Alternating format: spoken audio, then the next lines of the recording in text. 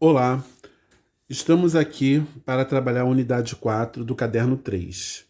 Com a unidade 4, nós estamos encerrando o conteúdo desse caderno. Então, nós vamos trabalhar agora a coerência e coesão nos textos.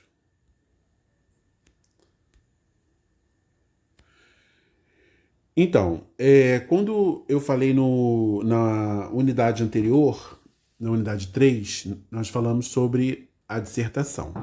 Então, se eu preciso ter um texto claro, objetivo, correto, né? Um texto preciso, eu vou precisar muito ter esses dois mecanismos que vão me ajudar, que é a coesão e a coerência. Eles serão fundamentais na construção, né, nessa construção textual, né?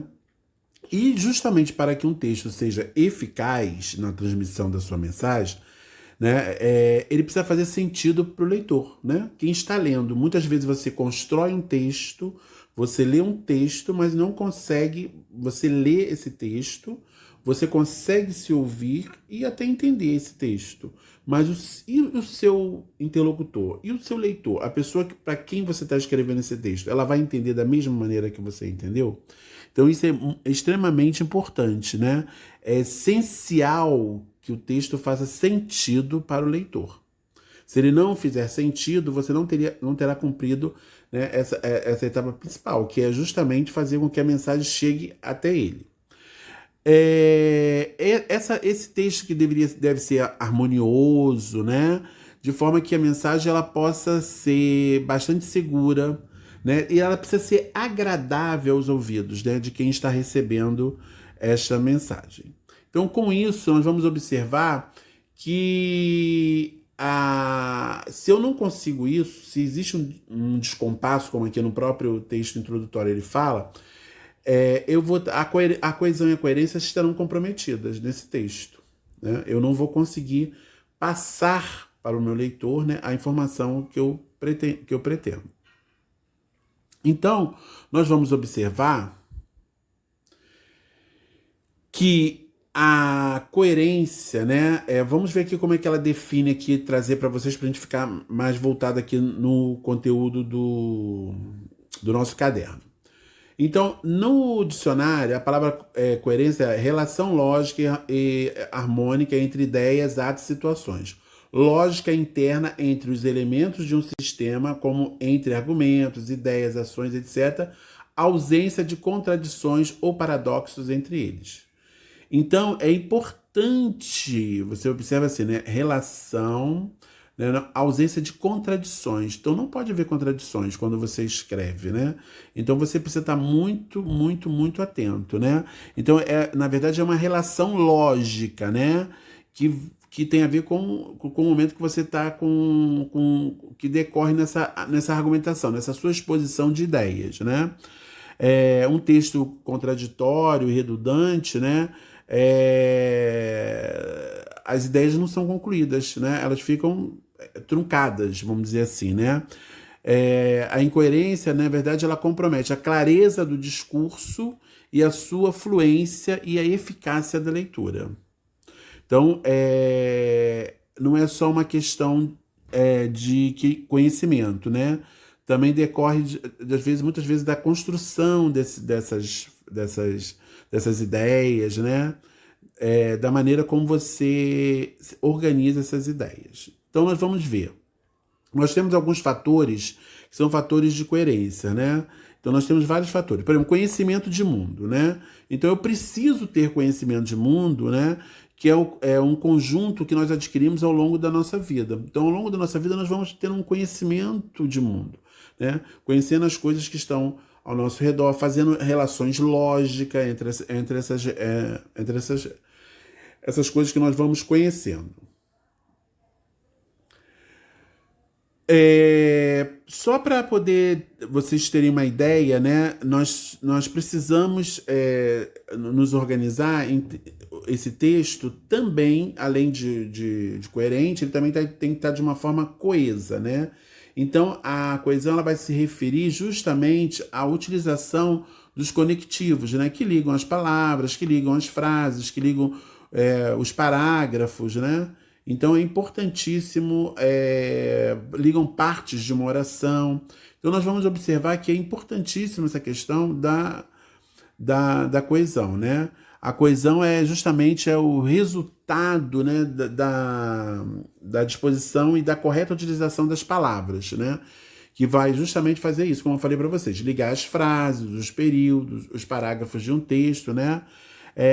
Justamente vai fazer vai colaborar na organização, né? E para isso nós vamos usar o quê? Os conectivos. Um elemento coesivo, palavra ou expressão, pode retomar um termo já citado, antecipá-lo, coesão referencial, ou ainda dar progressão textual, coesão sequencial.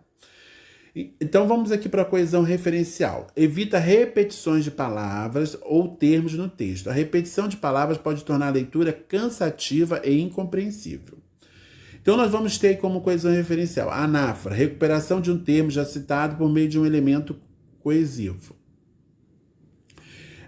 Os estudantes do ensino médio visitaram o Centro de Morfologia da Faculdade de Medicina. Os estudantes do ensino médio estavam acompanhados de professores de biologia. Então, observe, nós temos o mesmo texto, ele sem coesão, ele com coesão. Os estudantes do ensino médio visitaram o Centro de Morfologia da Faculdade de Medicina. Eles estavam acompanhados de professores de biologia. Observe que aí os estudantes, né, e do ensino médio já desaparece e você tem o pronome que vai substituí-lo. Então você vai evitar essa repetição desnecessária. É para isso que servem os pronomes, tá? Nós temos aí as elipses, que refere-se à omissão de uma ou mais palavras, sem comprometer a clareza do texto, né? Então vamos ver também um elemento sem coesão, um elemento coeso. Joana estuda firmemente para avaliação de matemática, ao mesmo tempo que Joana ouve música. Joana estuda firmemente para avaliação de matemática, ao mesmo tempo que ouve música. Vocês observam que aqui, né, o termo, né, foi omitido. E você entende perfeitamente que ele está se referindo a Joana, né? Então não houve necessidade de você repetir, né, o nome Joana. Nós temos aí também a do Lexo, né, que esse tipo de coesão evita a repetição de palavras por meio do emprego de sinônimos, hipônimos ou heterônimos. Então, Carlos Drummond de Andrade foi um dos principais poetas da segunda geração do modernismo brasileiro. O primeiro de Itabira nasceu em 31 de outubro de 1902 e faleceu no Rio de Janeiro em 17 de agosto de 1987. Autor do poema A Rosa do Povo. Quem é autor do poema? Carlos Drummond de Andrade. Aí o autor do poema está se referindo a Carlos Drummond de Andrade. Então você observa que ele está substituindo a expressão Carlos Drummond de Andrade.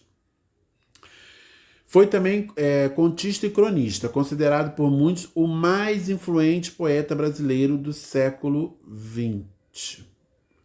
Então, você observa que o mais influente poeta do brasileiro do século XX, né, está também se referindo a Carlos Drummond de Andrade. Então, observe como pode ser feita essa substituição, né? Eu vou buscar dentro da língua, né, elementos, né, como diz aqui na própria definição, sinônimos, hipônimos ou heterônimos, né, que vão substituir. Por exemplo, quando eu estou tratando um exemplo, né, estou num texto falando da palavra banana. Se eu mais lá na frente usar esta fruta, né, é muito rica em potássio, você vai entender que eu estou me referindo à banana. Né? Então, fruta aí, né, serve, né, como um referente lá para a banana. Então, assim, quando eu falo em hipônimos, hiperônimos, eu também estou me referindo também a essas palavras, né? Que é aquele campo, né? Então, se eu estou escrevendo um texto, se eu estou falando sobre a maçã, se eu usar a palavra frutas, eu vou estar me referindo à maçã. Agora, vamos supor que eu estou falando lá da couve, né? E se eu usar a palavra fruta, eu não vou estar me referindo jamais à palavra couve, porque ela não está dentro desse campo, né, de significado. Então isso é importante também que vocês observem. Coesão sequencial requer o uso de elementos coesivos que estabeleçam relações lógicas de sentido entre as informações e as partes do texto, tornando a mensagem linear e compreensível. Então vamos observar aqui agora esse quadro com alguns desses elementos, né, da coesão sequencial. Então nós temos aí, eles vão ter sentido de adição, inclusão. Aí nós temos aí, além disso também, de afirmação e igualdade, de conclusão, continuação, enumeração, exclusão, explicação e oposição. Então eu vou precisar muito desses elementos quando eu for construir o meu texto, né? Para dar sequência, para dar justamente esse, vamos dizer assim, desse caminhar do texto, né? Eu vou precisar muito dessa coesão sequencial, né? Então, para a gente poder entender melhor, eu logo depois no próximo slide eu vou trazer um exemplo que não é de um texto dissertativo, mas é para vocês perceberem, né, o quanto é importante a coesão, né? Não só para o texto dissertativo, como para outros, né, para diversos tipos de texto, né? É importante que você tenha suas ideias bem conectadas, bem ligadas, né? Então, a coesão e a coerência, elas vão estar muito ligadas, apesar de elas serem diferentes, né? Elas vão estar muito ligadas. Eu posso ter um texto incoerente, mas totalmente coeso. Então, nós vamos observar que como é que isso é importante para que, né, o meu objetivo, que é que o meu interlocutor entenda, ele compreenda a minha mensagem, ela precisa ser cumprida, né? Então é importante que vocês, essa tabela aqui é para ajudá-los, obviamente, né? Não vou ler, vocês já conhecem todos esses elementos que são locuções adverbiais, que nós chamamos de conectivos, né? São as conjunções, são as locuções conjuntivas que vão ajudar a dar sequência ao meu texto. Então vamos ver aqui um exemplo de um cortiço, né? Para a gente poder entender bem essa questão do conceito, né, de coesão sequencial, nós vamos ver aqui o cortiço para poder entendermos essa ideia. Nós temos aqui um trechinho onde ele vai falar um pouquinho do João Romão, né, e como ele enriqueceu. Então ele vai falar, João Romão foi dos 13 a 25 anos empregado de um vendeiro que enriqueceu entre as quatro paredes de uma suja e obscura taverna nos refolhos do bairro de Botafogo. E tanto economizou. Então você vai observando como é que esses marcadores verbais, né, vão determinando essa passagem, né, do tempo no texto.